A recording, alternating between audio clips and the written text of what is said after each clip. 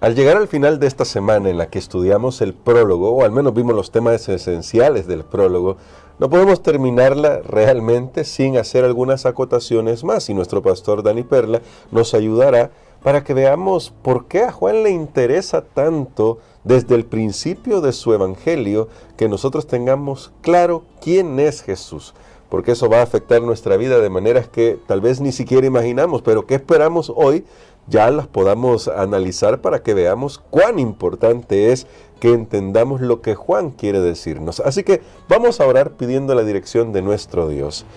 Padre Santo y bueno, venimos ante ti pidiendo sabiduría porque necesitamos que tu Espíritu Santo ilumine nuestras mentes. A veces nos hemos dejado seducir por muchas teorías, por muchas filosofías, pero hoy queremos, Señor, que tú nos ilumines con tu palabra. Lo pedimos en Jesús. Amén. Esta semana, pastor, estuvimos hablando un poco acerca de Jesús y los temas centrales que habrá en todo el libro. Ya estudiamos la parte práctica, si podemos decirlo, en las 2 primeras semanas, pero ahora el autor de la lección nos lleva de nuevo al prólogo de Juan para que comprendamos nosotros quién es el que está actuando en todo el evangelio. Y las primeras palabras, que ya las estudiamos al principio de la semana, son impresionantes. En el principio era el verbo estaba con Dios y el verbo era Dios. Pastor, ¿por qué es importante para Juan comenzar de esa forma tan contundente su evangelio? Bueno, creo que aquí yo estoy realmente maravillado cómo Dios hace todas las cosas, y tal vez lo que nos ha sucedido a nosotros al estudiar la lección de la escuela sabática nos puede servir para entender lo que estaba pasando al principio en la iglesia cristiana. Justamente el trimestre anterior estudiamos todo un evangelio y casi fuimos textual ahí en el evangelio de Marcos, analizando acerca de Jesús. Por supuesto, es uno de los evangelios, trata de la vida de Jesús. Y hoy tenemos el evangelio de Juan, que uno decía, bueno, si ya está Mateo, Marcos, Lucas, ¿por qué necesitamos uno más? Claro. O cualquiera de ellos que quitemos y quedan los otros. La pregunta es, ¿qué diferencia hace? Y sabe que precisamente cuando el apóstol Juan escribió su evangelio, ya estaban en circulación los otros relatos de Jesús, Mateo, Marcos, Lucas, pero Juan vio la necesidad de escribir porque él iba a dar una visión particular que él vio que no se estaba enfatizando.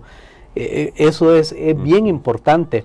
Y es como nosotros hemos estudiado de Jesús, vimos un milagro, vimos tantas cosas, pero ahora al venir al Evangelio de Juan, y en buena hora está llegando, ya lo voy a decir por qué, tanto para los primeros recipientes de este documento como para nosotros ahora, porque era como que Juan dijera, bueno, sí, están hablando de Jesús, sí, la gente están diciendo todo lo que él hizo, pero hay algo que no están enfatizando, dice Juan, y es su divinidad. Y sé que precisamente el Evangelio de Juan es escrito para enfatizar la divinidad, la deidad de Jesús. Amén. Para mostrar que Jesús, es cierto, era 100% humano, un hombre 100%, pero era también 100% divino. Amén. Ya en sus días se estaban infiltrando, estaban surgiendo, porque la iglesia cristiana al principio pues estaban todos los apóstoles, los que habían andado con Jesús, el grupo va creciendo, y a medida va creciendo, de repente entra alguien a la iglesia que viene con una mezcla de un sincretismo religioso, llamémosle, y entonces se da cuenta del evangelio, comienza a analizar basado en su educación, su cultura, de dónde viene, y entonces ya se estaban metiendo algunas teorías extrañas. Algunos decían, no, Jesús en realidad fue un espíritu. Él nunca, claro, ya habían muerto muchos de los testigos presenciales, entonces alguien ponía duda, y otros decían, no, él sí es un humano total, o sea, él no ha venido de Dios, y entonces habían tantas cosas, y sabe que eso continuó a lo largo de los siglos. Y ahí, si uno estudia la historia, nosotros no tenemos ese espacio aquí, pero si uno estudia la historia, Sabelio, Arrio, y comenzaron a dar algunas. Arrio, por ejemplo, fue uno de los más influyentes en la iglesia cristiana ya por el siglo IV, creo. Arrio, afectó más en esa época.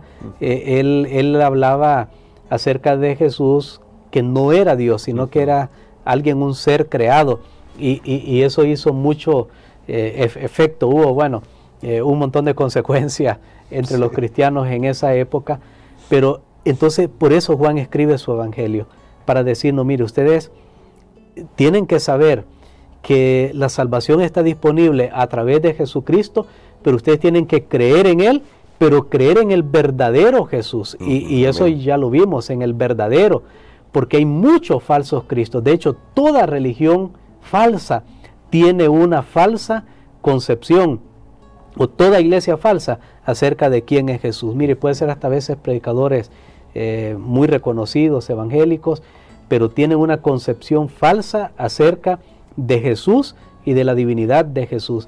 Y recuerden que en los últimos días Jesús dijo, vendrán falsos cristos, falsos mesías. Y si una persona, aunque se diga que es adventista, pero no tiene un concepto verdadero acerca de quién es Jesús y de su divinidad, esa persona está aceptando un falso mesías.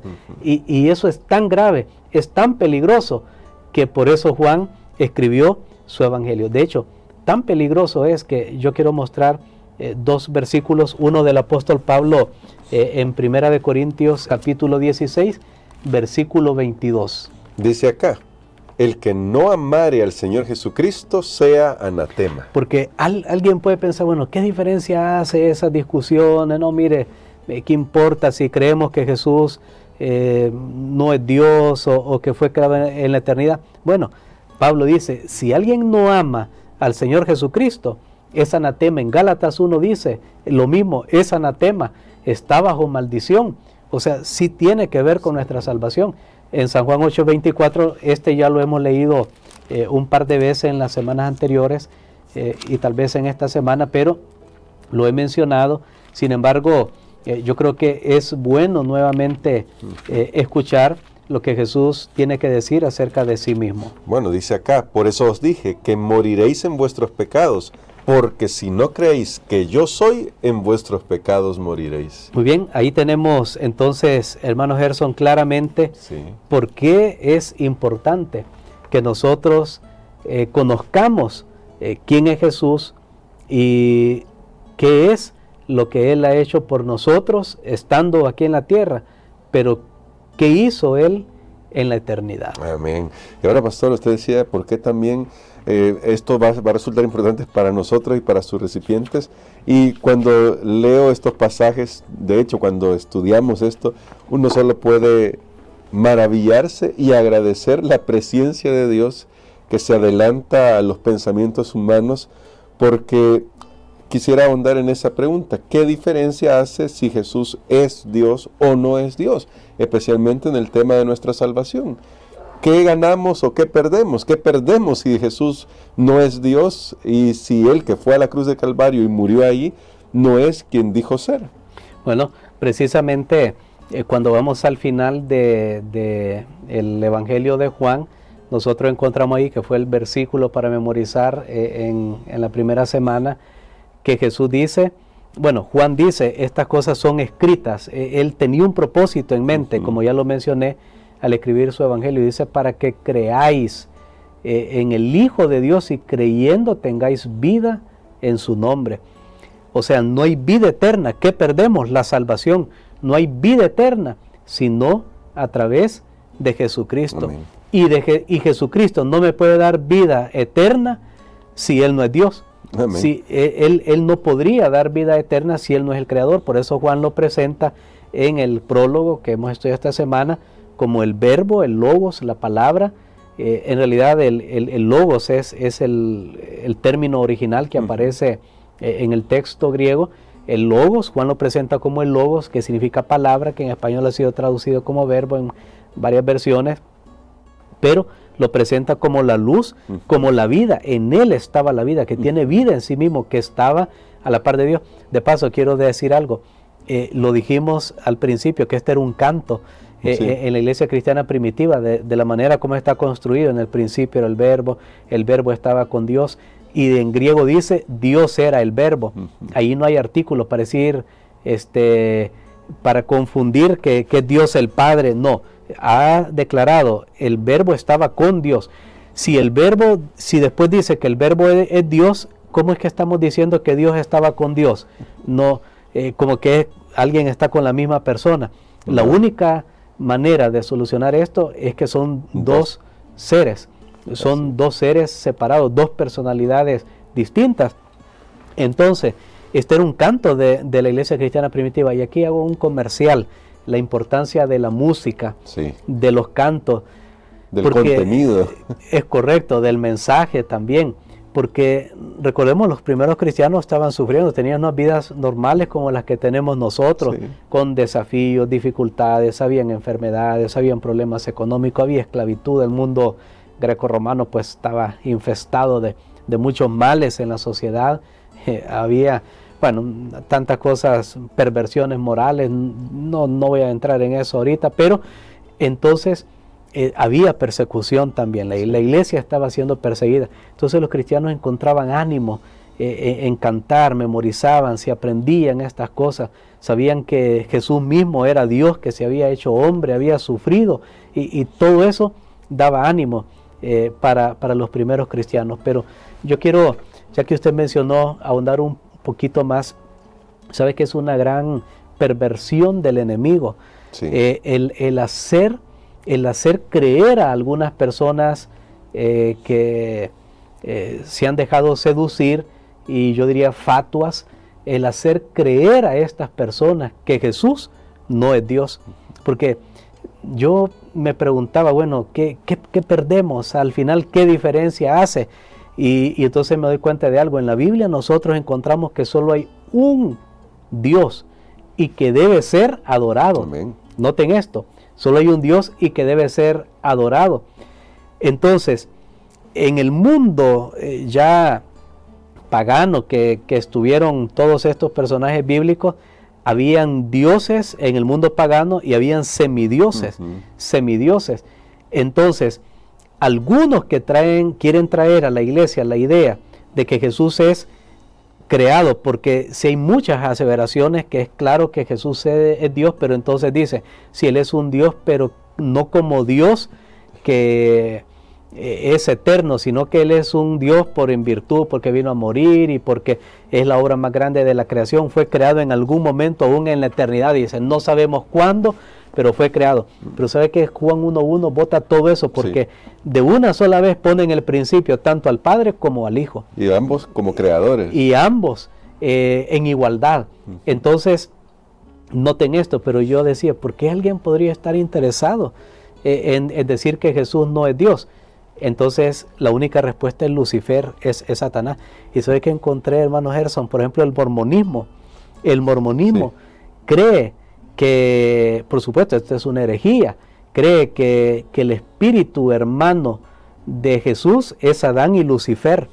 O sea, noten qué interesante, porque yo creo que la mentalidad de Satanás va en la siguiente línea. Si Jesús es un semidios, es un Dios con D minúscula, que fue creado y puede ser adorado, porque en la Biblia sí encontramos claro que Jesús acepta adoración, y encontramos que la adoración solo es a Dios, porque aún Juan, vean, Juan mismo que escribió este evangelio y que escribió el Apocalipsis, un día que tuvo una revelación, se le apareció un ángel y él se sintió en la gloria, y dice que lo adoró, y el ángel le dijo, levántate, yo soy un consiervo tuyo, y le dijo, adora a Dios. Entonces Juan no podía hablar en su evangelio de adorar a Jesús cuando allá el ángel le está diciendo que solo Dios debe ser adorado. Si Jesús es presentado como alguien digno de adoración, es porque Él es Dios. Amén.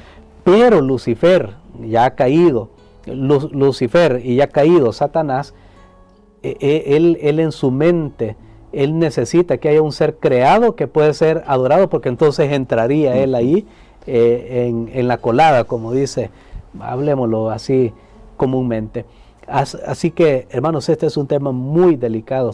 Esto es algo que realmente tiene que ver con nuestra salvación. Por eso yo le digo, en buena hora ha venido esto, porque así como en aquel tiempo hubo una distorsión de la persona y la obra de Jesús, en la actualidad también se puede o se da esto. Esta distorsión. Y por eso es importante, mi hermano, mi hermana, no que nos crea a nosotros al fin y al cabo, sino que vaya a la palabra. Ahí está la palabra contundente y nos habla de Jesús como nuestro gran Dios y Salvador, que está pronto para venir por segunda vez.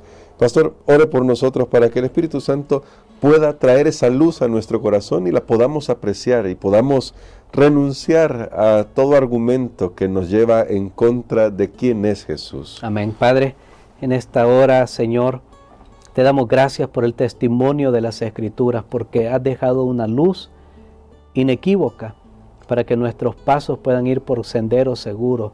Gracias, Señor, por Jesús, por el Logos, quien era Dios, pero que se hizo hombre, participó de su creación. El Creador se hace creación para que nosotros podamos ser hijos e hijas tuyos. Señor, oro para que en la mente de cada oyente, de cada persona que está llegando este mensaje, pueda haber un concepto claro de quién es Jesús, aunque no podemos entender todas las implicaciones de la deidad, de la Trinidad y de Jesús siendo completamente divino y completamente humano, aunque las palabras faltan o la gramática o el lenguaje se queda corto para expresar verdades tan sublimes. Ayúdanos, Señor, para creer y para jamás distorsionar en nuestra mente ni en nuestra vida la persona de Jesús, porque Él es el único que puede salvar. No hay otro nombre bajo el cielo dado a los hombres en quien podamos ser salvos. Gracias, Señor, por ese don precioso y maravilloso. Cuán grande amor tú nos has dado. Permítenos, Señor, maravillarnos y responder a ese amor, ser de los que creen, no de los que no creen. Lo pedimos en el nombre de Jesús. Amén.